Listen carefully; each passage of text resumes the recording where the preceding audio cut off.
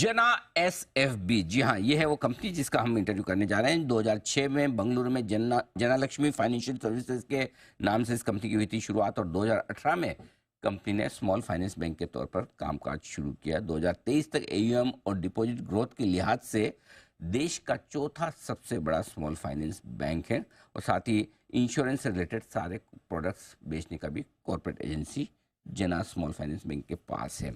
नतीजा है, कल आपके सामने जरा नतीजे रख दूं। नेट इंटरेस्ट इनकम, ब्याज आय में ग्रोथ दिखी है 24% की, 548 करोड़ पर पहुंचा है आंकड़ा। प्रोविजनिंग में 3% की कमी आई है साल दर साल, और तिमाही दर तिमाही भी देखें तो एकदम फ्लैट है, 1% बढ़ा, 160 से 161 करोड़, कोई खास नहीं। मुनाफा अच्छा 13% बढ़कर आया। एसेट क्वालिटी में सुधार बढ़िया देखने को मिला है, 2.5% से 2.25% के नीचे बढ़िया सुधार हुआ है ग्रोस लेवल पर, नेट लेवल पर भी, और नेट इंटरेस्ट मार्जिन सुधर कर आए हैं 20 बेसिस पॉइंट, 7.9%। आइए मुलाकात करेंगे जना एसएफबी के एमडी और सीईओ अजय कंवल साहब हमारे साथ कार्यक्रम में शामिल हो रहे हैं। कंवल साहब ने मराठवाड़ा यूनिवर्सिटी से इंजीनियरिंग में बैचलर्स की डिग्री हासिल की है, इलेक्ट्रॉनिक्स और टेलीकम्युनिकेशंस दोनों में। बॉम्बे यूनिवर्सिटी से आपने मैनेजमेंट स्टडीज में मास्टर्स भी किया है। भारत और सिंगापुर दोनों देशों में स्टैंडर्ड चार्टर्ड बैंक के साथ आपने काफ़ी लंबे समय तक काम किया, सेवाएं दी है। अजय कंवल साहब, सबसे पहले तो बहुत बहुत स्वागत है सर आपका, गुड मॉर्निंग। समय देने के लिए आपका धन्यवाद। नंबर्स काफ़ी मजबूत दिख रहे हैं। मैं शुरुआत पहले नेट इंटरेस्ट मार्जिन के साथ करना चाहता हूँ। 7.7 से 7.9% बढ़कर आए हैं इस वक्त, जब ज़्यादातर बैंक्स को बड़ी मुश्किल हो रही है कि मार्जिन मेंटेन करें, कम भी हो रहे हैं कुछ कुछ बैंक्स के। आपने मेंटेन नहीं किया बल्कि बढ़ाया भी है, बताएं सर कैसे हुआ ये? Anil ji, first thank you so much, और सब आपको और दर्शकों को नमस्कार। नमस्कार सर। मैं आपकी बात सुन रहा था, थोड़ा जना के पीछे टेलविंड लगा हुआ है। बहुत बढ़िया सर।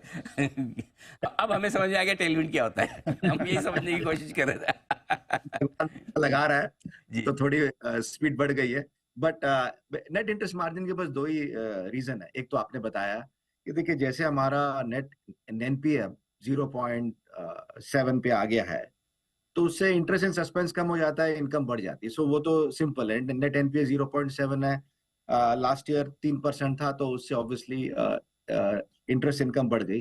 आई थिंक दूसरा बहुत जरूरी रीजन ये है कि जो हमारे प्रोडक्ट्स हैं, जैसे अफोर्डेबल हाउसिंग है, माइक्रो लैप है, ये एकदम अच्छे ग्रोथ में है। So if you see asset growth rate year on year is रफली अबाउट 28%, तो इनसे निम अच्छा रहा है।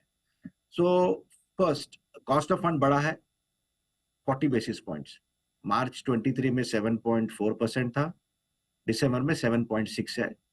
उसके बावजूद हमारा निम बढ़ गया है, 7.7% था मार्च में, अब 7.9 हो गया। दो कारण, प्रोडक्ट मिक्स, प्रोडक्ट ग्रोथ, और इंटरेस्ट इन सस्पेंस कम हो गया, एनपीए क्योंकि नीचे रहा। भी ज़्यादा कमाल है, क्योंकि जनरली मतलब आपकी क्रेडिट कॉस्ट कम हो और मार्जिन बढ़ जाए, वो तो हमें समझ में आता है। आमतौर पर हम जानते हैं, मतलब मानते हैं कि बैंक्स ब्याज दरें जल्दी बढ़ा देता है, घटाता देर से, तो आपको वो फायदा मिल जाएगा। या तो उल्टा है, क्रेडिट कॉस्ट बढ़ी, उसके बावजूद आपने मार्जिन मेंटेन किया, ये बड़ी चीज़ है। अब सर आते हैं एसेट क्वालिटी पर। पिछले साल से देखें तो बहुत ही बेहतर है, तिमाही दर तिमाही भी काफ़ी इंप्रूव होकर आई है। एसेट क्वालिटी में कहाँ से सुधार आया है और इसकी वजह भी समझाएं। अनिल जी, बेसिकली अगर आप मार्च 20 के जना के रिजल्ट देखिए ना, तो नेट एनपीए 0.5 0.6 ही था। फिर कोविड हो गया, वो फिर बढ़ गया। अब कोविड का सारा रेजोल्यूशन हो गया, या तो प्रोविजनिंग हो गई या तो कलेक्शन हो गई। So back to the pre covid levels, nearly the same levels. और बहुत मतलब हमारे बिजनेस तो बहुत सिंपल है, रिटेल बिजनेस है और एमएसएमई बिजनेस है। सिक्योर्ड है प्रॉपर्टी के साथ या माइक्रो फाइनेंस में है। माइक्रो फाइनेंस ही हमने देखा कि काफी बढ़ गया था डेलिंक्वेंसी ड्यूरिंग कोविड। अब सारी कलेक्शन 99% पे आ गई है, and things are back to normal. So it's a very steady business now.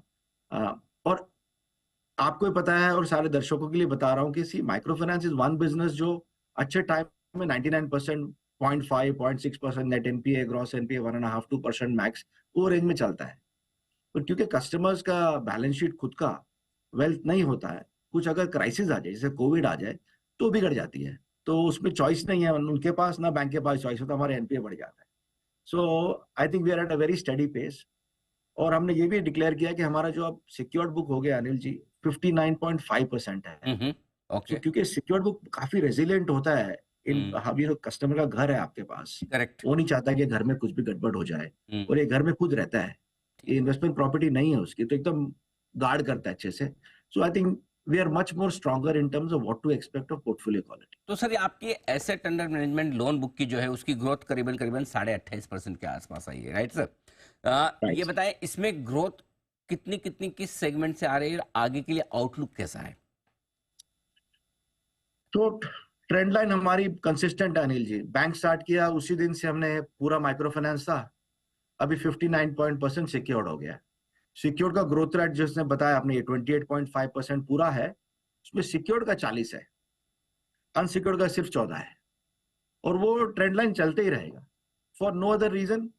एक तो कस्टमर के डिमांड ही सिक्योर्ड में ज्यादा है, और सिक्योर्ड का टिकट साइज भी ज्यादा होता है। होम लोन होता ही 10-11 लाख का हमारा, अनसिक्योर्ड लोन है हमारे 40-50 हजार का। सो नेचुरल कर्व है हमारा 0 से अब 59.5, और ये ट्रेंड चलता ही रहेगा, इसमें कोई चेंज नहीं आएगा, क्योंकि कस्टमर डिमांड भी वही है, हमारा फोकस भी वही है। ग्रोथ कैसी रही सर इस तिमाही में, और साथ ही कासा रेशियो भी बताएं सर। हाँ जी, तो कासा रे देखिए, फर्स्ट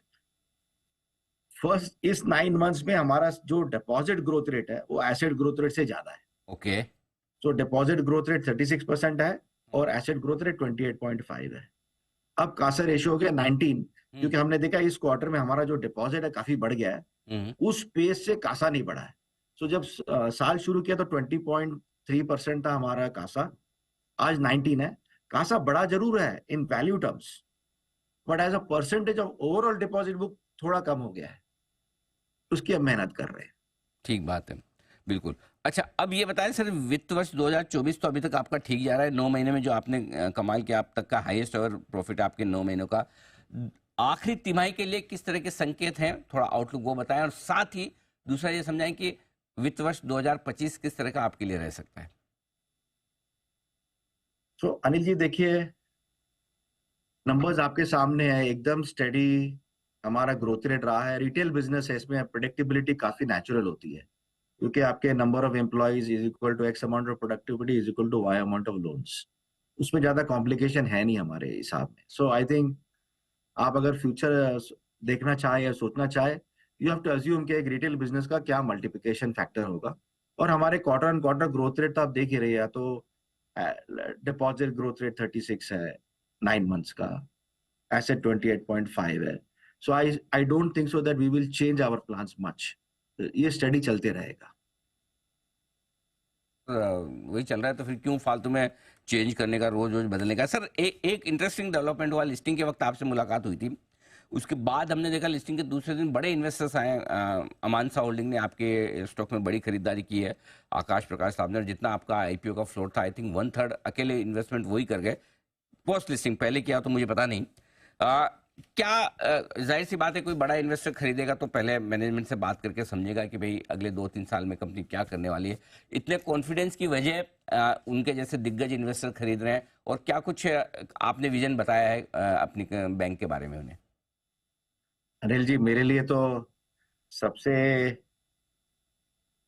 हैप्पीनेस और ऑनर की बात यह रही कि मैं आपके शो में स्टॉक ऑफ द डे में आया हूँ। अरे सर, थैंक यू सर। आप और आप जानते हैं, और मैंने आपको बताया कि जिस तरह आपने मेरी क्वेश्चनिंग की है, जी। आपने बहुत ही डिटेल्ड डीआरएचपी, आरएचपी, यूडीआरएचपी नंबर्स। तो देखिए, मेरा व्यू बहुत सिंपल है, हमारा काम है बैंक अच्छे से चलाना, जी। पोर्टफोलियो क्वालिटी अच्छी हो, कस्टमर का सर्विस अच्छा हो, हमारा क्लियर फोकस रहा है। और हम लोग बहुत ही टफ पीरियड से आए हैं, हमने कोविड भी देख लिया, डीमॉन भी देख लिया है। सो हमें पता है कि कैसे रिस्क मैनेजमेंट करते हैं। हमारा जॉब है कि जितना अच्छा हो सके बैंक का परफॉर्मेंस दे, बाकी फिर आपके और आपके व्यूअर्स के हाथ में है कि आप लोग कैसे बैंक को वैल्यू करेंगे। जी। पर हमारा काम तो बस लगे रहिए बस। नहीं, बिल्कुल ठीक बात है, और वो इस परफॉर्मेंस में दिख भी रहा है, और हमने भी इस परफॉर्मेंस का अंदाज लगा कि हमने ये कहा कि नहीं, इस स्टॉक में निवेश करना चाहिए। और जो इस क्वार्टर के रिजल्ट्स आए इस तिमाही के, वो काफ़ी मजबूत दिख रहे हैं। उसके लिए आपको एक बार फिर से बधाई भी। और सर, बहुत बहुत धन्यवाद कमल साहब, समय देने के लिए और नतीजों पर विस्तार से बातचीत करने के लिए।